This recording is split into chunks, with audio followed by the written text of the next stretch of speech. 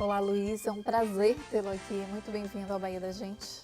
O prazer é meu, essa oportunidade de conversar um pouco sobre minha carreira, minhas experiências e sobre a psicologia. Já iniciamos falando a respeito de sua carreira, né? Já que você citou aí, você é formado há 32 anos, né? Pela Universidade Federal da Bahia. Você sempre quis fazer psicologia? Sempre quis fazer psicologia, nunca me imaginei fazendo outra coisa. Sempre gostei de lidar com pessoas, sempre tive esse objetivo de tentar ajudar as pessoas a se desenvolverem, a evoluírem, a aprenderem mais e desenvolverem habilidades, competências. Então, nunca gostei da área de exatas. Tive influência paterna importante porque meu pai era psiquiatra, psicanalista, foi um fundador da psicanálise na Bahia. A área de saúde era o forte da família também. Meu avô era médico, meu avô paterno também era médico, tenho tios e primos médicos. Então a área de saúde sempre foi, de preferência, meu desejo. E dentro da saúde, a psicologia. Agora, qual o ramo da psicologia que você escolheu seguir? Eu me interessei no início por uma das escolas de pensamento da psicologia. O que caracteriza a psicologia é que ela é uma ciência pré-paradigmática, ou seja, que possui diversas escolas de pensamento. A primeira pergunta que as pessoas têm que fazer para um psicólogo é: qual é a sua formação? Qual é a escola de pensamento que você segue? Qual é Então, a sua? a minha, repare, a primeira formação foi em Uhum. psicanálise. Eu fiz uma formação numa instituição chamada Círculo Psicanalítico da Bahia. Estudei 4 anos, fiz seminários de formação. Minha terapia pessoal também foi na psicanálise. Eu fiz 9 anos de terapia na psicanálise. Depois eu tive contato com uma outra escola de pensamento, menos popular do que a psicanálise, menos conhecida fora das fronteiras da psicologia, chamada psicologia analítica, de um teórico chamado Carl Gustav Jung. Me interessei por essa abordagem, fiz uma formação no Instituto Jungiano da Bahia e a partir daí a minha prática profissional como psicólogo, nos diversos campos de atuação que eu possuo, são norteados pela referência teórica e metodológica da teoria de Jung. Então, hoje eu sou um psicólogo junguiano. Eu quero saber a respeito disso. O que é o psicólogo junguiano, né? Que se diz, já que muito já está na moda, né? As pessoas questionam a respeito disso, mas muitas pessoas desconhecem o que é. É porque, como a psicologia tem várias escolas de pensamento, cada teoria possui um referencial de entendimento da natureza humana e de técnicas para intervir, para gerar mudanças de comportamento, para gerar o desenvolvimento pessoal. A psicanálise é uma abordagem, tem outras, cognitiva comportamental, sistêmica, transpessoal, análise transacional. A abordagem guiana é uma abordagem específica e que trabalha com conceitos bem humanistas, acreditando no potencial das pessoas, menos focado nos conflitos e na patologia e muito mais nas potencialidades humanas, dizendo que nós temos diversas dimensões e que nós, se permitirmos que as nossas potencialidades se expressem, encontraremos o equilíbrio. E esse processo se chama individuação. Não ficarmos tão divididos, tão fragmentados no mundo que cobra tanto da gente, né? Nós ficamos tão Verdade. fragmentados como sujeitos e isso gera um conflito interno e interpessoal muito grande. Então, simplificando bem, a abordagem guiana propõe essa integração do ser consigo mesmo, na busca do equilíbrio e da harmonia interna. Agora você também é professor, né? Como você faz para dividir esse tempo, já que você é professor, é psicoterapeuta, como você divide? Minha semana é bem Agitada? puxada, bem agitada, né? A vantagem é que todas as minhas atividades profissionais eu tenho o poder de controlar, de gerenciar bem o tempo. Então eu sou autônomo plenamente. Então eu sou professor de cursos de pós-graduação, eu recebo os convites das instituições, trabalho muito no Norte e Nordeste, de Belém do Pará a Salvador, interior da Bahia, tenho vários contatos com várias instituições. Então eu recebo os convites e eu então vejo como é que está a minha agenda. Atendo no consultório ao longo da semana, manhã e tarde e noite, e as minhas atividades de consultoria, treinamentos, palestras, também eu vou agendando a partir dos convites da prospecção na minha atuação no mercado. Se tem um momento que choca minha atividade de consultório com uma palestra, um treinamento na empresa, eu cancelo a minha agenda. Como eu tenho autonomia plena, cheguei no estágio da minha carreira que, graças a Deus, eu posso, com muita humildade, mas depois de muito trabalho, ser o dono do meu tempo. E isso faz com que eu possa trabalhar com muito prazer, me realizando e podendo ajudar as pessoas a crescerem também como sujeito. Luiz, você se formou há mais de 3 décadas, né? Atualmente nós temos aqui, só aqui em Salvador, mais de 10 faculdades de psicologia.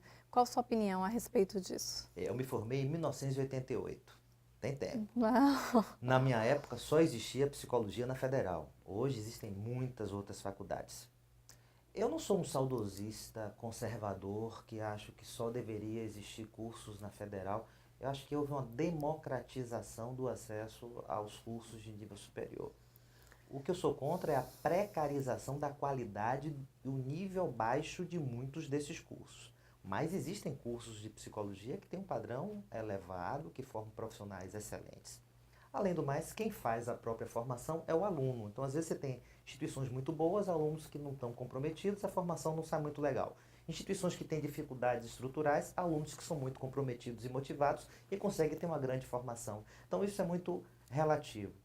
A priori, eu não sou contra a diversidade de opções de escolas, de faculdade de psicologia. Só acho que tem que ter um controle muito grande por parte do Conselho de Psicologia, por parte do MEC, para que haja um padrão de qualidade mínimo para esses cursos. E Esse alguns controle? muito incipiente, Ah, menos do que deveria. Eu acho que tem cursos que realmente não deveriam estar abertos. Outros que são excelentes, não devem nada à federal e que formam grandes profissionais. Então, a questão para mim não é a quantidade de cursos, mas a qualidade deles. Luiz, você é formado em psicologia, mas fez mestrado em história. Estudou a criminalidade durante as décadas de 60, 70 e 80. Qual foi a conclusão desse estudo? Foram 4 anos. Esse meu mestrado foi um desafio muito grande, porque quando eu me formei em psicologia, eu me interessei muito pela área da biologia e pela área da história. Então eu tinha como meta, quando me formasse em psicologia, logo depois eu fazer graduação em história e graduação em biologia, que eu queria trabalhar a dimensão biopsicossocial do ser humano com base. E aí logo que eu me formei em psicologia, eu fiz o vestibular na UFBA e passei em história. Cursei metade da graduação em história. Mas aí eu vi que eu estava perdendo um pouco de tempo no sentido de adensar e de agregar valor ao meu currículo. Eu teria mais uma graduação. Eu percebi que eu precisava de um upgrade. Então eu fui direto para um mestrado em História. E os anos que eu fiz de graduação em História me instrumentalizaram para fazer um bom processo seletivo e para ter uma base para fazer uma boa pesquisa. Então, quando eu passei no mestrado em História, eu abandonei a graduação e segui em frente. Algumas pessoas me perguntavam, mas Osaná, você é psicólogo fazendo mestrado em História? Esse é o questionamento. Eu sempre dizia, quanto mais História eu estudo, melhor psicólogo eu sou. Porque como é que eu posso estudar o comportamento das pessoas no contemporâneo se eu não conseguir entender o fluxo e o processo através do tempo? Como é que eu posso entender o comportamento das mulheres hoje sem entender a história do feminismo, a história do machismo, a história das relações familiares? Como é que eu posso entender a sexualidade humana contemporânea sem entender o que acontecia nos anos 20, lá na história de Gabriela com os coronéis do Cacau? Temos que entender por que Dona Sinhazinha, lá na história de Gabriela, não se separou do coronel que a abusava. É porque naquela época, naquele contexto histórico, não existia o processo de separação. Então, entender o que é o comportamento humano contemporâneo pressupõe entender o comportamento ao longo do tempo. E a minha pesquisa foi sobre a criminalidade urbana em Salvador. Eu estudei os anos 60, 70 e 80 do século XX, num viés interdisciplinar, psicologia, história e economia. Eu fiz uma análise do tipo de criminalidade prevalente na cidade e a realidade socioeconômica ao longo do tempo. Então, nós descobrimos coisas interessantes. Por exemplo, nos anos 60, a criminalidade que prevalecia era uma criminalidade contra a pessoa. Então, você fez um perfil de cada década. O perfil de cada década, correlacionando com a realidade econômica da cidade. Anos 60, qual tipo de crime que predomina? Crime contra a pessoa. Então você tem lesões corporais. Imagine hoje pessoas que ficam condenadas, que estão na Lemos de Brito, cumprindo pena de 10 anos por lesões corporais. Não tem nem espaço nas nossas cadeias para quem comete esse crime hoje. Naquela época era o crime que chocava. Então eram homicídios, lesões corporais. Nos anos 70 começa a ter uma migração. O crime contra o patrimônio começa a ocupar um pouco mais de espaço. Fica equilibrado 50% em relação ao crime contra a pessoa. E aí você já começa a ter arrombamentos de armazéns, você começa a ter batedores de carteira, o crime contra o patrimônio, mas ainda pouco violento. A partir dos anos 80 você tem uma virada, porque você tem agora o crime contra o patrimônio 80% em relação ao crime contra a pessoa e um crime do patrimônio violento, latrocínio, assalto a banco, assalto a ônibus. Assalto a ônibus não existia nos anos 70. Não existia assalto a banco nos anos 70. Isso é um fenômeno relativamente recente. Então a gente fez uma análise demonstrando que o tipo de criminalidade muda ao longo do tempo em função de uma realidade socioeconômica histórica.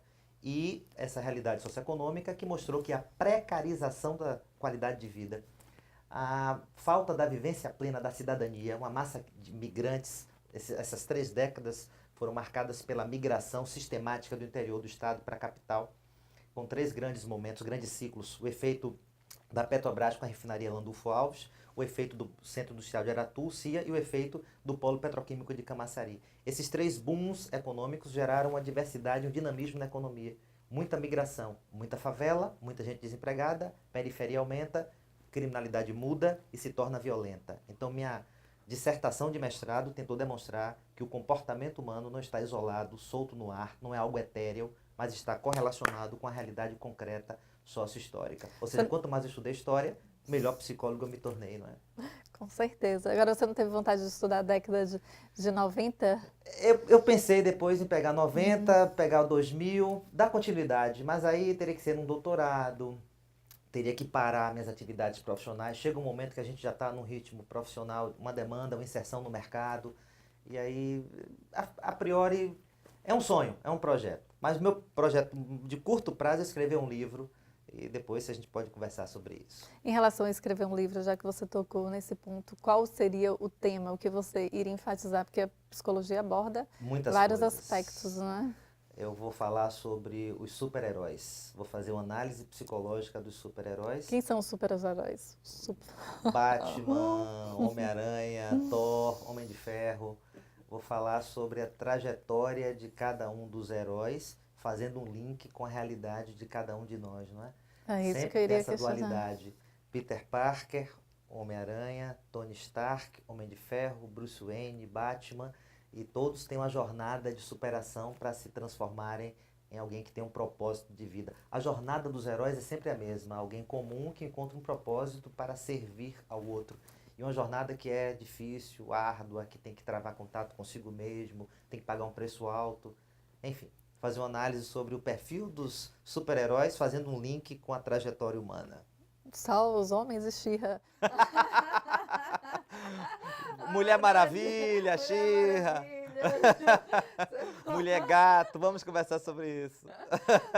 Professor, já que você falou em desenhos, você acha que influencia muito as crianças desenhos animados? Porque a gente estava conversando até esses dias na redação aqui da TV a respeito disso, né? Que o Pica-Pau, ele é malvado. Atualmente tem aquela Peppa também, acho que é Peppa, que diz que também é um pouco malvadinha. Você acha que qual a influência de um desenho animado para Muito criança? menor do que a gente pode, em termos leigos, imaginar. Não é a violência do pica-pau que vai transformar alguém em uma pessoa violenta. É a violência real do simbolismo dentro de casa, pai, mãe.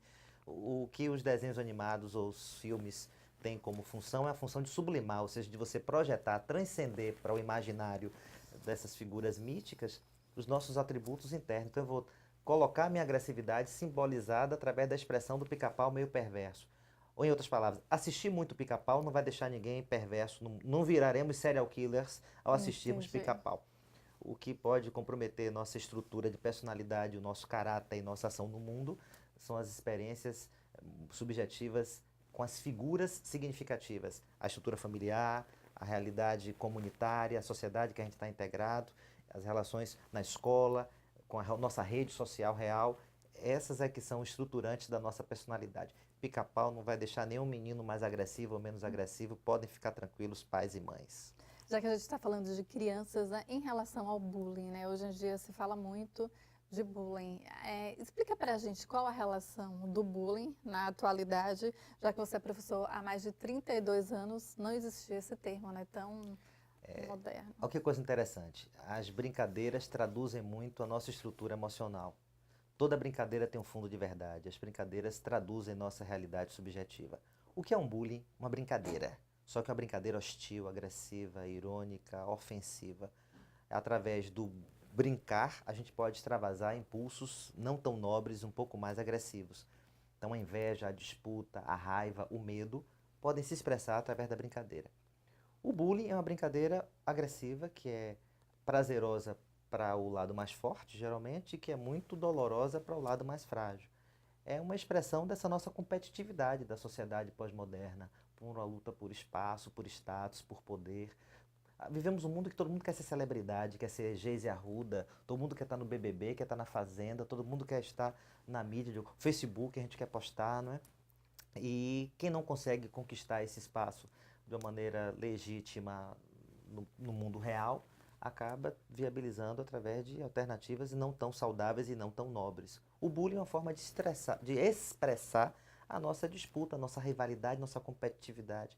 E quem é mais forte acaba tendo essa capacidade de expressão dominante. Cabe à escola coibir, orientar, não aceitar, até porque estamos falando de uma época de uma escola inclusiva, temos que aceitar pessoas especiais nas salas de aula normal.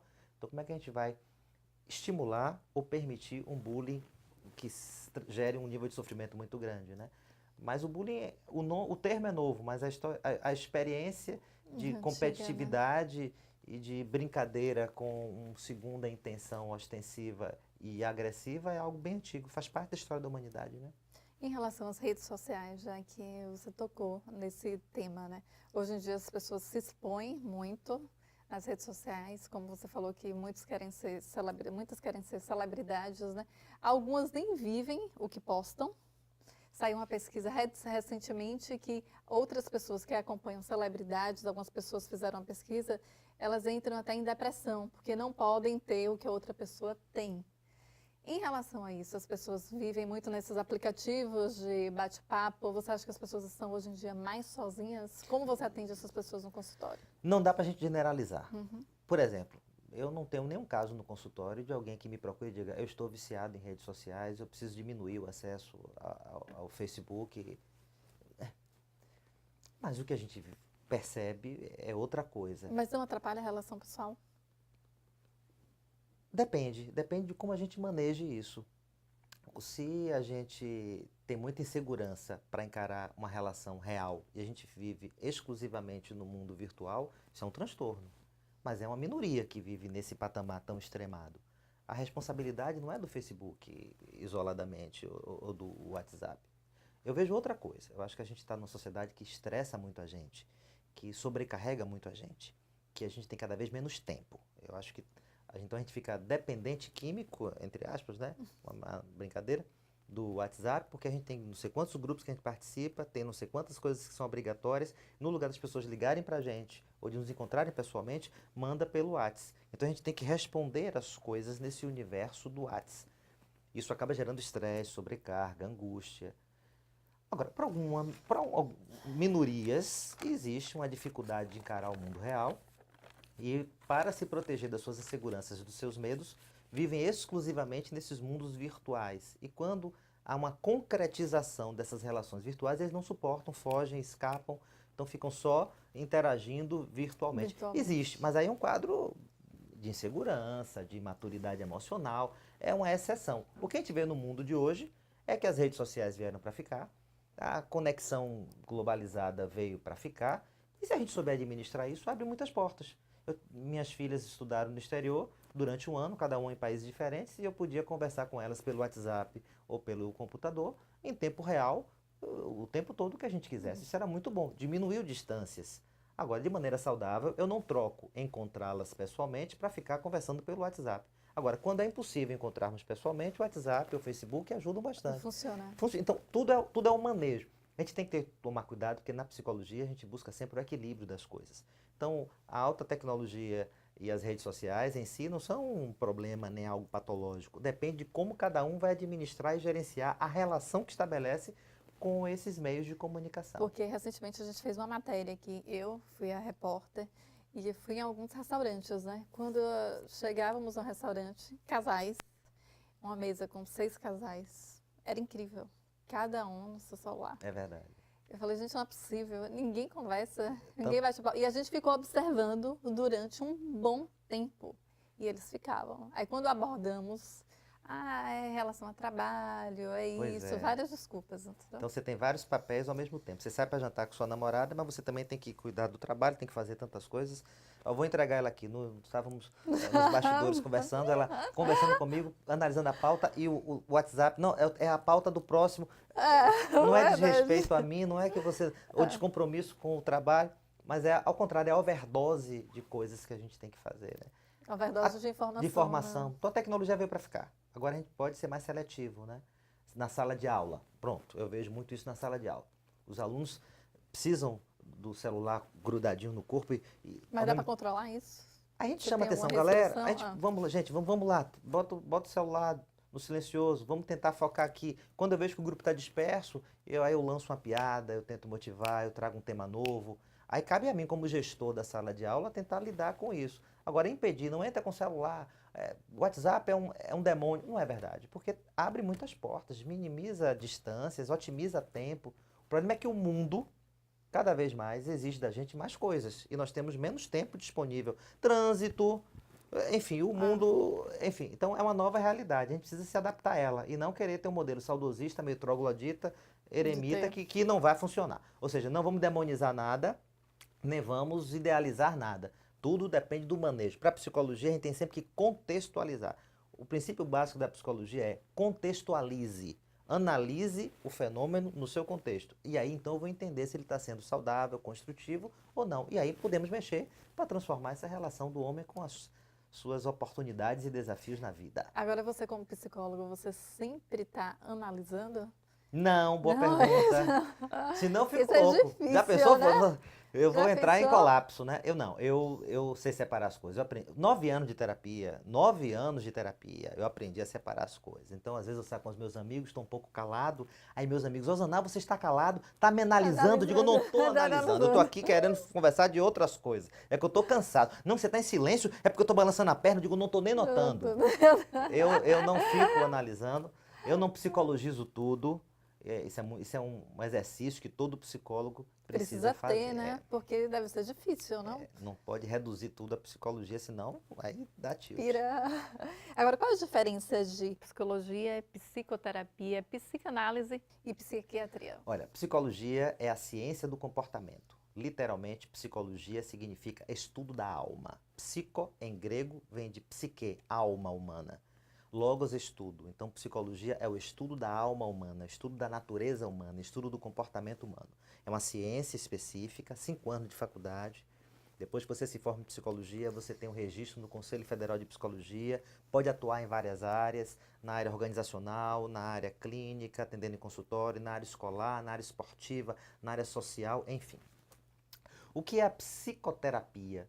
Psicoterapia é um campo de atuação da psicologia, ou seja, terapia em grego é tratamento, psico-alma, tratamento da alma. Psicoterapia é o tratamento que as pessoas buscam da sua vida emocional quando estão com conflitos e com sintomas. Então, o que é psicoterapia? Uma área de atuação do psicólogo. Eu posso ser um psicólogo que atendo consultório, público ou privado, e ajuda as pessoas a lidarem com seus conflitos. Mas nem todo psicólogo é psicoterapeuta, porque eu posso ser um psicólogo, atuo na área organizacional, trabalho na Braskem e só na área de gestão de pessoas. Não tenho clínica, não faço terapia. Ainda assim, ele é psicólogo. Então, psicólogo é o profissional de psicologia que estuda 5 anos e está preparado para atuar entendendo o comportamento. Psicoterapia é a área de atuação que o psicólogo opta, alguns deles, de terem uma atuação clínica para ajudar as pessoas a se superarem diante do autoconhecimento. O que é psicanálise? Psicanálise é uma escola de pensamento, é uma teoria dentro da psicologia. E aí o psicólogo pode escolher ser psicanalista, ou pode escolher ser junguiano, como eu, pode escolher ser behaviorista, comportamental, pode escolher ser cognitivo, pode escolher ser análise transacional, psicodrama, enfim. Então, a psicanálise é uma teoria dentro da psicologia. Não vamos esquecer mais, estamos na Assembleia Legislativa. O que é a psicologia? É a Assembleia Legislativa. Quem é o psicólogo? O deputado. Agora, todo deputado tem que ter um partido político. O partido político do deputado é como se fosse, na nossa analogia da psicologia, a escola de pensamento. E a escola de pensamento, psicanálise, é uma relevante, ainda que não seja a única. Agora, eu sou um psicólogo, psicanalista, e vou atuar onde? Posso atuar na psicoterapia ou em outras áreas. Assim como deputado. Eu sou deputado, tenho o partido PMDB, e com esse partido eu faço parte da Comissão de Finanças. Nem todo psicólogo é do PMDB e nem todo psicólogo que está na Comissão de Finanças é do PMDB. Então, mas para estar nessa casa tem que ser deputado. Então, para você escolher uma escola de pensamento e atuar como psicoterapeuta, você precisa ter a formação de psicólogo. Então, psicologia é a ciência, psicanálise é a teoria, psicoterapia é o campo de atuação. E psiquiatria aí diferencia bastante. É um campo da medicina, uma especialização da medicina que lida com a saúde mental. O psiquiatra é o médico, tem uma formação diferente. E é o único que pode prescrever medicação. Psicólogo não pode prescrever remédio. E nem quero, porque se eu quisesse ter a habilitação para prescrever medicação, eu teria que estudar mais 4 anos de faculdade. E seriam 9 anos de faculdade. Eu não quero. Eu prefiro que eu tenha meu primo, o psiquiatra, que nós convivemos nem tão harmoniosamente assim em alguns momentos, porque lidar com médico é um pouco, enfim. Mas o psiquiatra é o médico, meu primo, e estamos atuando na promoção do bem-estar das pessoas. Um paciente me procura, eu faço terapia. Se ele tem que tomar medicação porque está deprimido, eu mando para o psiquiatra. O psiquiatra recebe um paciente que está com transtorno obsessivo compulsivo, precisa de terapia, ele manda para mim e eu faço a terapia. E nós trabalhamos de maneira integrada. Então, o psiquiatra é o médico que atua com saúde mental. Psicólogo, o profissional que estuda o comportamento humano. O psicanalista, o psicólogo que opta por uma escola de pensamento que tem um referencial, que entende o comportamento de uma maneira. E a psicoterapia é o campo de atuação que ajuda as pessoas na área clínica a se conhecerem, a superar os sintomas e a se desenvolverem plenamente. Você acha que hoje em dia as pessoas ainda sentem um pouco de receio de procurar Melhorou muito, terapia? mas ainda tem. Tem? Tem. Tá. Por quê? Medo de que esteja ainda associado a ser maluco, medo de que se eu preciso de psicólogo é porque sozinho não estou conseguindo resolver meus problemas, então meu caso é sério. É medo por desconhecimento e acha que, poxa, eu vou pagar para falar, então eu falo com meus amigos, falo com meu pai, eu não preciso pagar. Existe uma resistência ainda razoável, melhorou muito, mas ainda existe um preconceito com a atuação do psicólogo. Nas organizações existe muito, né? Eu estou como consultor, treinamentos na área de liderança, motivação humana, confiabilidade humana, preparação para a aposentadoria. E é muito comum que quando eu vou atuar nas empresas, quem não conhece muito, pô, psicólogo, é porque o grupo é meio maluco, o pessoal está preocupado porque o grupo está muito. Mandou psicólogo, só com psicólogo, né? Porque o negócio aqui está pegando. Então, existe. Aí você tem que quebrar essa resistência, mostrando que não é nada disso, nada de coisa de maluco. Melhorou muito, mas eu diria que ainda tem uma resistência razoável na atuação profissional. Luiz, você é fundador do Núcleo de Psicologia Aplicada aqui no estado da Bahia. Um dos principais temas abordado por esse núcleo é em relação à preparação para a aposentadoria. As pessoas estão preparadas para se aposentar? Eu sou fundador do Núcleo Baiano de Psicologia Aplicada, é a minha empresa de consultoria que atua no mercado, com treinamentos, palestras, cursos e com programas como programas de qualidade de vida, preparação para aposentadoria, confiabilidade humana, preparação para lidar com situações de risco no ambiente de trabalho, etc. Com relação à preparação para aposentadoria, muitas empresas descobriram que os seus colaboradores, depois de 30, 35, 40 anos trabalhando, têm uma dificuldade para vislumbrar. E depois? Eu estou 35 anos trabalhando. Qual vai ser a minha vida? E o vazio? Tem gente que não está preparada psicologicamente para lidar com esse vazio. Além da perda econômica, é um dado real, além da insegurança de como é que vai ser o futuro financeiro, perde adicional noturno, perde participação nos lucros, às vezes perde em algumas empresas o plano de saúde quando se aposenta, enfim. Além da questão real, material, financeira, pecuniária, o aspecto psicológico pesa muito, né? Puxa, eu trabalho no polo petroquímico, trabalho muito com polo petroquímico, indústria. Trabalho no polo petroquímico há 28 anos. Quando eu fui me aposentar, acordo 5 horas da manhã há 28 anos. Estou numa vida produtiva, incorporo essa persona do profissional que se realiza. E agora, quando eu me aposentar, que vazio é esse? Eu vou ficar de pijama em casa? Qual vai ser? Então, existe essa dúvida, essa angústia em relação ao ciclo natural da vida de se aposentar, e que aposentar não significa deixar de viver, não significa estar velho, caquético, não significa estar sem perspectiva de vida, não significa vir a depender dos parentes, enfim. Como é que eu posso me preparar financeiramente, psicologicamente, socialmente para a aposentadoria? Até para preparar um pouco a família para acabar com aquele estigma de que, vovô, você se aposentou, já que você não está fazendo nada, me pegue na escola, leve... E aí ele se aposenta e não tem tempo para cuidar de si, para os seus novos projetos de vida.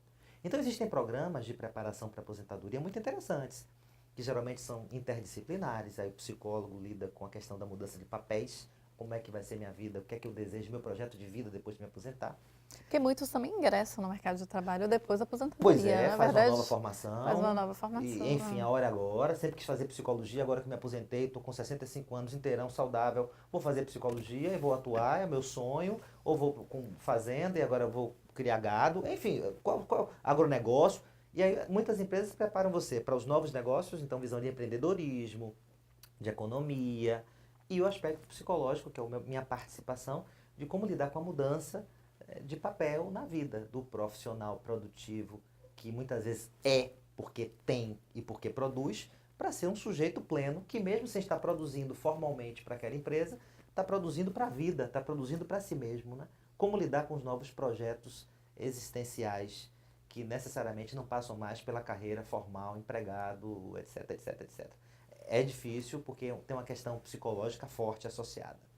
Luiz, muito obrigada pela sua presença aqui no nosso programa. E para terminar, eu gostaria que você deixasse um recado para nosso telespectador que está em casa, está muitas vezes ansioso com algum problema e tem receio de procurar uma terapia, né? Bom, quero dizer que para mim foi uma honra, um prazer muito grande estar no programa, trazendo um pouco para vocês da minha história, da minha carreira, da minha trajetória e falando um pouco também da psicologia enquanto ciência, enquanto ferramenta que pode ajudar as pessoas a se conhecerem mais, a evoluírem, a crescerem. A mensagem que eu quero deixar para vocês é a seguinte: todo mundo pode mudar, todo mundo pode evoluir, todo mundo pode transcender. Aquela história, eu nasci assim, você sempre assim, não é verdade, isso vale para Síndrome de música. Gabriela, né? Gabriela, não se ensina papagaio velho a falar, não sei que eu nunca criei papagaio, mas eu digo uma coisa, para pessoas, para seres humanos não funciona assim. Então todo mundo pode mudar. Agora, para haver mudança, nós precisamos de duas atitudes importantes. Primeiro eu tenho que desejar, eu tenho que querer, eu tenho que me mobilizar, eu tenho que reconhecer essa necessidade de mexer em alguma coisa na minha vida. E depois eu preciso de condições e oportunidades para colocar em prática essas mudanças. E às vezes a atuação do psicólogo pode ser um parceiro, um coach da alma, um personal trainer da sua vida emocional, para lhe ajudar sem preconceitos a lidar com conflitos internos e com um processo de adaptação diante da realidade. Mas a boa notícia, nem todo mundo precisa de terapia. Eu posso mudar, evoluir, aprender, transformar a minha vida, sem necessariamente precisar de um psicólogo formalmente. Basta que a gente realize escolhas que sejam saudáveis, que a gente aceite desafios e que a gente saia da zona de conforto, que às vezes é desconfortável e que faz a gente ficar andando em círculos somente no mundo do discurso. Oh meu Deus, por que comigo? Quer mudar? Deseje, arrisque, arregace as mangas e vá ao encontro daquilo que você tem mais medo. Eu morro de medo de falar em público, professor, vejo muito isso na faculdade, morro de medo de falar em público. O senhor pode passar um trabalho escrito para não precisar apresentar? Não, você tem que apresentar o próximo trabalho. Agora eu não estou aqui para apontar seus erros, não tem pegadinha, não vou lhe humilhar. Agora, no lugar de você fugir daquilo que você tem medo, no lugar de você evitar aquilo que você tem dificuldade, a grande dica que eu deixo para vocês aqui, telespectadores, é: vão ao encontro do que vocês têm medo. Tem medo de falar em público? Próximo seminário que tem que fazer a introdução é você. Tem medo de dirigir? Pegue o carro. Tem medo de avião? Pega o avião e vamos enfrentar as dificuldades. Ainda que você pegue na mão do vizinho, não tem problema. Agora o pior é você dizer, não viajo de avião não, só vou para lugares que tem de carro. E a sua vida fica limitada. A única maneira da gente crescer é a gente correr alguns riscos, é a gente viver de uma maneira um pouco mais ousada. Para isso eu tenho que desejar sair da minha zona de conforto, que muitas vezes é uma zona de conforto desconfortável e eu nem tenho consciência dessas minhas limitações. Amplie a consciência, arrisque mais e busque o novo. Essa é a grande dica que eu deixo para vocês. Muito obrigada, Luiz. A gente fica por aqui. Até o próximo programa.